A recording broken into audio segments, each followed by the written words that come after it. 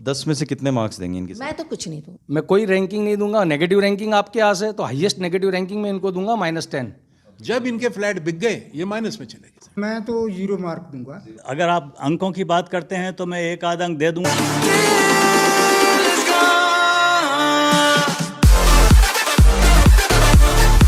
नमस्कार, मैं प्रवीण जाखड़ आपका स्वागत करता हूं। JDApproved.com के लिए आज हम लोग ये वीडियो लेकर आए हैं और इस वीडियो में हम लोग रंगोली गार्डन का जो विवाद लगातार छिड़ा हुआ है इसको लेकर बातचीत करेंगे। इस विवाद के लिए हमारे पास सूचना मिली, हमें एक 5 पेज की प्रेस रिलीज और कुछ डॉक्यूमेंट्स रंगोली की तरफ से भेजे गए। रंगोली की जो फिलहाल कमेटी है वेलफेयर सोसाइटी की, उसकी तरफ से हम लोगों को अप्रोच किया गया।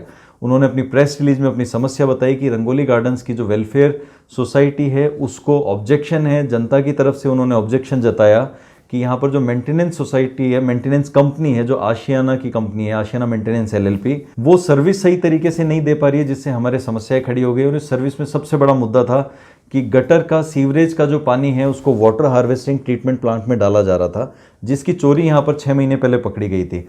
हालांकि ये मुद्दा 6 महीने पहले उठ जाना चाहिए था, लेकिन किसी भी तरह कमेटी ने और रंगोली के लोगों ने इसको दबाए रखा ताकि कोई ना कोई बात बने और ये इस चीज़ में सुधार हो जाए। लेकिन बिल्डर की तरफ से जो मेंटेनेंस सर्विस दी जा रही है, ये डिससेटिस्फाई थे और इनका मानना था कि वहाँ पर बहुत सारा गफला किया जा रहा है।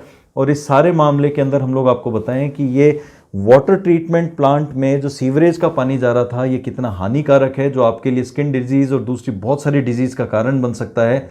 देखने वाली बात यह कि ये सिलसिला कहाँ से शुरू हुआ। हमें प्रेस रिलीज मिली, उस प्रेस रिलीज में हमें जानकारी दी गई कि 22 जून 2020 को रंगोली के कुछ लोगों ने वहाँ के एक कर्मचारी को रात को 11 बजे पकड़ा, जो कि पाइप से पानी, सीवरेज का पानी वाटर हार्वेस्टिंग प्लांट में डाल रहा था।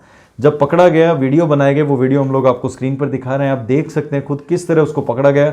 उसने खुद स्वीकार किया कि मुझे ऊपर के अधिकारियों की तरफ से निर्देश हैं कि रात को 11 बजे से और सुबह 4 बजे तक पिछले 6 महीने से रोजाना सीवरेज का पानी वाटर ट्रीटमेंट प्लांट में डाला जा रहा है। इसका मतलब रंगोली वासियों को ये जानना चाहिए, जो उस कर्मचारी ने बोला कि आप सीवरेज का पानी पिछले 6 महीने से पी रहे थे, आपके घरों में बीमारियां नहीं फैलेंगी तो क्या होगा जब आप गंदा पानी पिएंगे। आपको तरह तरह की डिजीज़, आपके घर के रहने वाले बच्चे और बुजुर्गों में सबसे ज़्यादा अटैक करने वाली जो बीमारियां होंगी वो गंदे पानी से डेफिनेटली होने वाली हैं। तुम्हारी हिम्मत कैसे हुई यहाँ पे हाथ लगाने की या पूछने पहले से बता रखा है ना, पहले कौन ने बता रखा है? वो तो नाम पूछना चाहता हूँ ना, वो नाम पूछ रहा हूँ मैं। नाम तो सर ऊपर से बता रखे हैं। नाम बताओ, साले को पीटेंगे नहीं हम। मैं पूछ रहा हूँ नाम बोलो। अभी तुमने किसने कहा तुम्हारे को? नाम करना तो कोई बोल रखा नहीं ना हमको भाई हमारा नाम। तो तूने अपना, तो तेरी अपने आप हिम्मत कैसे हुई यहाँ खोलने की? सुन मेरी बात। हाँ सर, ये जो तूने किया है ना, ये क्राइम है। हाँ तेरे को अभी जेल में बंद करेंगे। नहीं, वो तो पता अब है बोल, सर। तेरे को बोला किसने था? बस ये कह रहा है 2-3 जने हैं जो बोलने वाले हैं मेरे को। बोला किसने था? नमस्ते, पुलिस बुला लूं? आप बुला लो। गजेंद्र जी, छोड़ना नहीं अभी। ये रोज का काम है इनका। बोला था सुपरवाइजर है ना सर। सुपरवाइजर का नाम बोलो। मनोज कुमार नाम है?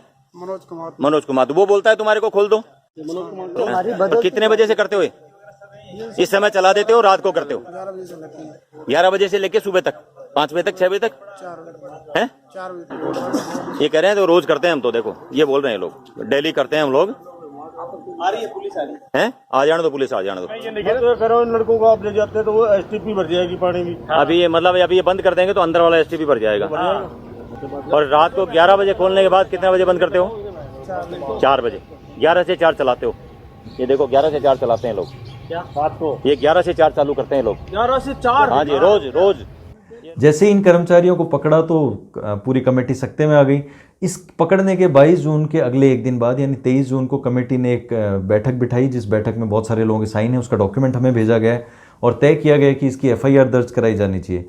FIR के लिए करनी विहार थाने में अप्रोच किया गया, लेकिन FIR दर्ज नहीं की गई और इसी वजह से इन्होंने मुकदमा दर्ज कराया। और वो मुकदमा यहाँ पर हमें उसकी डिटेल भेजी गई है। मुकदमा जो परिवाद है वो 604 नंबर है और 27 अगस्त को परिवाद दर्ज किया गया। देखने वाली बात यह है कि इस परिवाद में सारी डिटेल यहाँ के लोगों ने दी हैं और इन डिटेल में पॉइंट नंबर 3 सबसे महत्वपूर्ण है।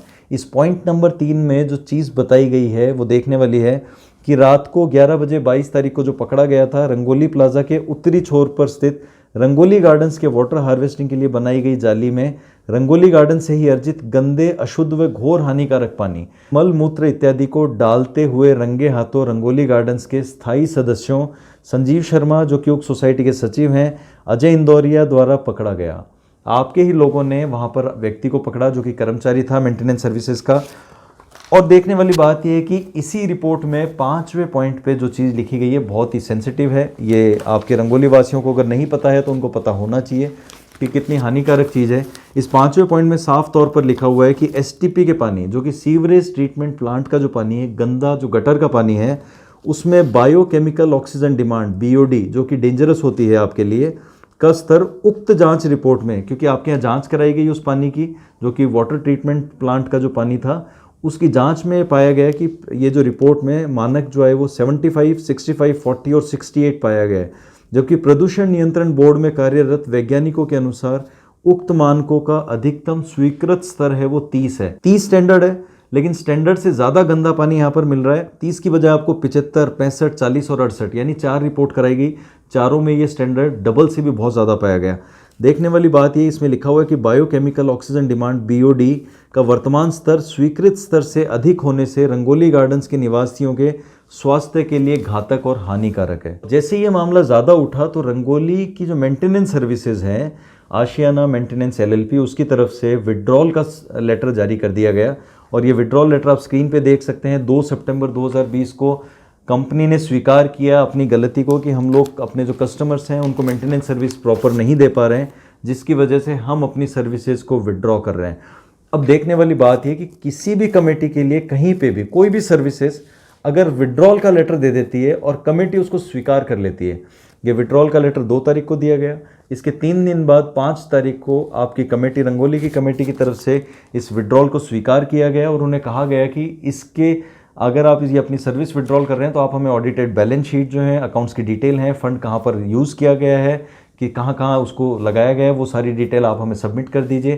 13-14 पॉइंट्स में अपने उन्होंने जानकारी मांगी और पूरे डॉक्यूमेंट्स मांगे कि आप हमें पूरे डॉक्यूमेंट्स दीजिए। जैसे ये जानकारी मांगी तो उसके साथ ही रंगोली गार्डन्स के जो कमेटी थी उसने सोसाइटी रजिस्ट्रार को भी ये सूचना में ला दिया, ये जानकारी में लाया 9 सितंबर 2020 को कि हमारी जो मेंटेनेंस सर्विसेज है उसने अपनी सेवाएं विड्रॉल करने के लिए आवेदन किया है, जिसको हम लोगों ने स्वीकार कर लिया है। यानी सोसाइटी रजिस्ट्रार के पास भी बात पहुंच गई और उसके बाद में रंगोली की तरफ से एक टेंडर फ्लोट किया गया। टेंडर में बहुत सारी कंपनियां यहाँ पर आई, जिसके बाद में एक कंपनी का चयन किया गया कमेटी की तरफ से और लेटर ऑफ अपॉइंटमेंट भी दे दिया गया उस कंपनी को। देखने वाली बात यह है कि ये सारी आपकी शर्तें थी, लेकिन यहाँ पर एक पॉल्यूशन कंट्रोल बोर्ड के डॉक्यूमेंट के बारे में हम आपको ज़रूर बताना चाहेंगे। पॉल्यूशन कंट्रोल बोर्ड की तरफ से जब भी किसी प्रोजेक्ट को अनुमति दी जाती है तो उसकी कुछ कंडीशंस होती हैं, वो सरकार ने तय कर रखे हैं मानक। और जब इस प्रोजेक्ट को, रंगोली गार्डन्स को 29/9/2011 को पॉल्यूशन कंट्रोल बोर्ड ने अनुमति दी थी, इजाज़त दी थी, अप्रूवल्स दी थी, उस समय उसने साफ तौर पर लिखा था पॉइंट नंबर 13 में कि ये जो आपका यहाँ पर पूरा एनवायरमेंटल प्रोटेक्शन रूल्स जो है 1986 and shall be utilise in flushing and plantation so as to maintain zero discharge status outside the premises. यानी ये जो आपका एसटीपी था, गटर का जो पानी है, वो आपके प्रीमाइसेस से बाहर नहीं फेंका जाना चाहिए किसी भी स्थिति में, ये यहाँ पर रूल्स में दिया हुआ था।